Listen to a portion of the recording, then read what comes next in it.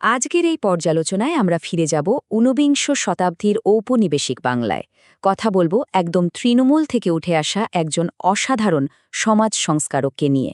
আমরা জানব মুন্সী মোহাম্মদ মেহেরুল্লাহর কথা, যিনি এক ভীষণ উত্তাল সময়ে নিজের সমাজ আর সংস্কৃতি রক্ষায় একেবারে গেম চেঞ্জারের ভূমিকা পালন করেছিলেন। শুরুতেই একটা দারুণ ইন্টারেস্টিং প্রশ্ন নিয়ে ভাবা যাক। ব্রিটিশ রাজত্বকালে কোনো প্রাতিষ্ঠানিক শিক্ষা ছাড়াই গ্রামের সাধারণ একজন দর্জি কিভাবে একটা গোটা ধর্মীয় জনগোষ্ঠীর প্রধান কণ্ঠস্বর হয়ে উঠলেন? ভাবলে অবাক লাগে, তাই না? একজন সাধারণ মানুষের এই অসাধারণ হয়ে ওঠার পেছনের গল্পটাই আজ আমরা খুঁজব। তবে মানুষটিকে ভালোভাবে বুঝতে হলে প্রথমেই আমাদের সেকালের প্রেক্ষাপটটা একটু বুঝতে হবে। ঊনবিংশ শতকের ঔপনিবেশিক বাংলা। এই সময়টা ছিল অভাবনীয় সব পরিবর্তনের এক কেন্দ্রবিন্দু।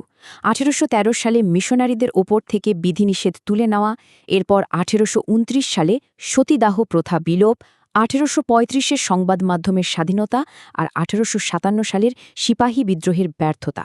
এই ঘটনাগুলো বাংলার শতাব্দী প্রাচীন ক্ষমতার কাঠামোকে একেবারে উল্টে পাল্টে দিয়েছিল। আর এর ফলে এই পুরো অঞ্চলটা খ্রিস্টান মিশনারিদের ব্যাপক প্রচারণার জন্য পুরোপুরি উন্মুক্ত হয়ে পড়ে। এর পাশাপাশি সমাজে আর একটা বড় ফাটল তৈরি হয়। প্রশাসনিক ভাষা হিসেবে যখন ফার্সির বদলে ইংরেজি চালু হলো, তখন বাঙালি মুসলিম সম্প্রদায়ের ভেতরের আর্থসামাজিক বিভেদটা আরও প্রকট হয়ে ওঠে। একদিকে ছিল আশরাফ বা অভিজাত শ্রেণী, যারা কিনা নিজেদের পুরনো ঐতিহ্য নিয়ে মেতেছিল, আর অন্যদিকে আত্রাফ বা চরম দারিদ্র্যপীড়িত গ্রামীণ কৃষক সমাজ, যারা এই নতুন রাজনৈতিক ও অর্থনৈতিক ব্যবস্থায় সবচেয়ে বেশি কোণঠাসা আর অসহায় হয়ে পড়ে। এই অসহায়ত্বটা কতটা মারাত্মক ছিল একটু ভেবে দেখুন। মহামারী, বন্যা আর দুর্ভিক্ষের কারণে যখন পুরো কৃষি ব্যবস্থা ধসে পড়েছিল, তখন টিকে থাকাই ছিল সবচেয়ে বড় চ্যালেঞ্জ। আর ঠিক সে সময়েই মিশনারিদের হাসপাতাল, খাবার বা শিক্ষার মতো সেবামূলক কাজগুলো এই দরিদ্র কৃষকদের কাছে আক্ষরিক অর্থেই লাইফলাইন হয়ে দাঁড়ায়। কিন্তু এই টিকে থাকার মূল্য চোকাতে গিয়ে অনেকেই নিজেদের ধর্ম ত্যাগ করতে হচ্ছিল। শুরু হয় এক তীব্র আদর্শিক লড়াই। আর সমাজের ঠিক এরকমই একটা অত্যন্ত ভঙ্গুর পরিস্থিতির মাঝেই ঘটে মুন্সী মোহাম্মদ মেহেরুল্লাহর ঐতিহাসিক আবির্ভাব। তার নিজের বেড়ে ওঠার গল্পটাও কিন্তু বেশ চমকপ্রদ। 1861 সালে যশোরে জন্ম নেয়া এই মানুষটি মাত্র 10 বছর বয়সে পিতৃহীন হন। কিন্তু সবচেয়ে অবাক করা বিষয় হল, কোনো প্রাতিষ্ঠানিক শিক্ষা ছাড়াই তিনি বাংলা, আরবি, ফার্সি এবং উর্দু ভাষায় একেবারে অসম্ভব রকম দক্ষতা অর্জন করেন। দর্জি আর ব্যবসায়ী এই পেশার আড়ালে তিনি নিজের চেষ্টাতেই হয়ে ওঠেন এক দুর্দান্ত পণ্ডিত। এখানে ইতিহাসের একটা দারুণ মজার মোড় আছে।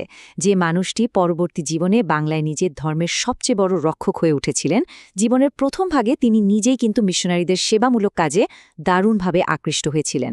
এমনকি তিনি কিছু সময়ের জন্য খ্রিস্টধর্ম গ্রহণ করে দার্জিলিংয়ে মিশনারিদের আশ্রয়েও ছিলেন। তবে সেখানে বসে তাদের ধর্মগ্রন্থ ও পণ্ডিতদের বইপত্র গভীরভাবে অধ্যয়নের পর তিনি নিজের শেকড়ে অর্থাৎ পুনরায় ইসলামে ফিরে আসার সিদ্ধান্ত নেন। এরপর গণমাধ্যম, বিতর্ক এবং সাহিত্যের মতো মাধ্যমগুলোকে তিনি কিভাবে কাজে লাগান, চলুন সেটা দেখি। তিনি সে সময় বাহাস বা প্রকাশ্য বিতর্কের পদ্ধতিটি দারুণ মুন্সিয়ানার সাথে ব্যবহার শুরু করেন। সাধারণ মানুষকে যুক্ত করার এবং বিরোধী যুক্তিগুলো খণ্ডন করার জন্য এটা ছিল এক অসাধারণ কৌশল। তবে এখানে একটা বিষয় খুব পরিষ্কার করে বলা দরকার, তিনি কখনোই তার প্রতিপক্ষকে ব্যক্তিগত আক্রমণ বা কটূক্তি করতেন না, বরং তিনি অত্যন্ত যৌক্তিকভাবে বিতর্ক করতেন এবং সবসময় আন্তঃসাম্প্রদায়িক সম্প্রীতি বজায় রাখার কথা বলতেন। সেকালের ছাপাখানাতেও কিন্তু তখন এক তীব্র আদর্শিক লড়াই চলছিল। একদিকে মিশনারিদের প্রকাশনা, খ্রিস্টীয় বান্ধবের প্রচারণা, আর এর ঠিক বিপরীতে দাঁড়িয়ে জবাব দিতে তৈরি হয় সুধাকর পত্রিকা। মেহেরুল্লাহ হয়ে ওঠেন এই পত্রিকার অন্যতম প্রধান লেখক। নিজের বিশ্বাসের বৌদ্ধিক প্রতিরক্ষায় তার সেই ক্ষুরধার লেখনী আক্ষরিক অর্থেই এক নতুন যুগের সূচনা করেছিল। শুধু ধর্মতাত্ত্বিক বিতর্কই নয়, তার সাহিত্যকর্ম ছিল অত্যন্ত সাহসী। তিনি নিজ সমাজের ভেতরের নানা কুসংস্কার নিয়েও সোচ্চার ছিলেন। উদাহরণস্বরূপ, বিধবাদের পুনরায় বিয়ের বিরোধিতার বিরুদ্ধে তিনি জোরালো আওয়াজ তোলেন। বিধবা গঞ্জনা ও বিষাদ ভাণ্ডার এবং হিন্দু ধর্ম রহস্য ও দেবীলীলার মতো বইগুলোর মাধ্যমে তিনি সমাজের গভীরের সংস্কারে হাত দেন। পরিস্থিতি এমন পর্যায়ে যায় যে তার কিছু প্রকাশনা সে সময় ব্রিটিশ সরকার বাজেয়াপ্ত পর্যন্ত করেছিল। এবার আসা যাক জমিরুদ্দিনের প্রত্যাবর্তনের ঘটনায়। মেহেরুল্লাহর কাজের প্রভাব সত্যিকার অর্থে কতটা গভীর ছিল তা বুঝতে হলে তার সবচেয়ে বিখ্যাত অনুসারীর এই গল্পটা আমাদের জানতেই হবে। শেখ জমিরুদ্দিনের এই আধ্যাত্মিক যাত্রাটি আসলে ঔপনিবেশিক বাংলায় চলতে থাকা গভীর বৌদ্ধিক আলোড়নেরই একটা প্রতিচ্ছবি।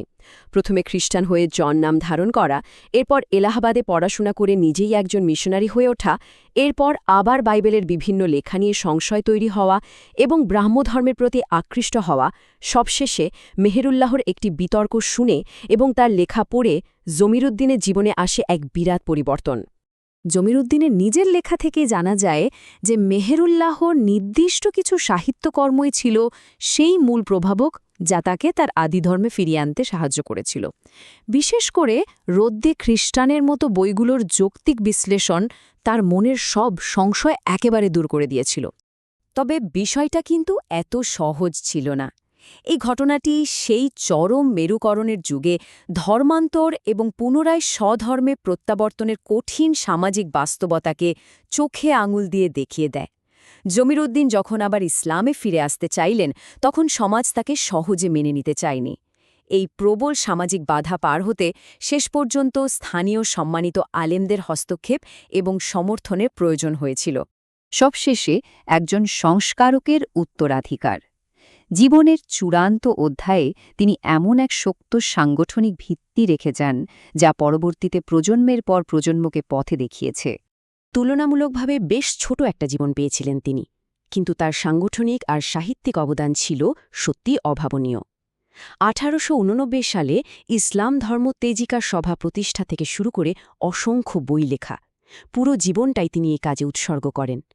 1907 সালের 7 মে যখন তার জীবনাবসান হয়, তখন অসংখ্য পত্রিকা আর প্রকাশনা তার এই অকাল মৃত্যুতে গভীরভাবে শোক প্রকাশ করেছিল।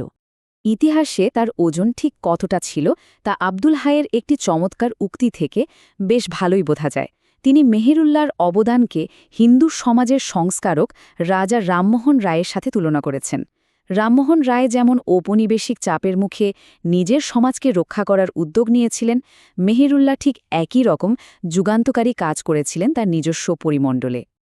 আজকের এই পর্যালোচনা শেষে একটা বিষয় আমাদের সবাইকেই গভীরভাবে ভাবায়। তৃণমূল পর্যায়ে বক্তৃতা আর নিজস্ব উদ্যোগে প্রকাশিত গণমাধ্যম কিভাবে বাইরের প্রবল আধিপত্যের মুখেও একটা সংস্কৃতির অস্তিত্ব টিকিয়ে রাখতে সাহায্য করে। ভেবে দেখুন, 1 শতাব্দীরও বেশি সময় আগে যোগাযোগের যে মাধ্যমগুলো ব্যবহৃত হয়েছিল, ঠিক সেই একই কৌশলগুলো কিন্তু আজও সাংস্কৃতিক আত্মপরিচয় রক্ষার লড়াইয়ে একইভাবে প্রাসঙ্গিক। এই ইতিহাস থেকে এর চেয়ে বড় শিক্ষণীয় বিষয় আর কি হতে পারে?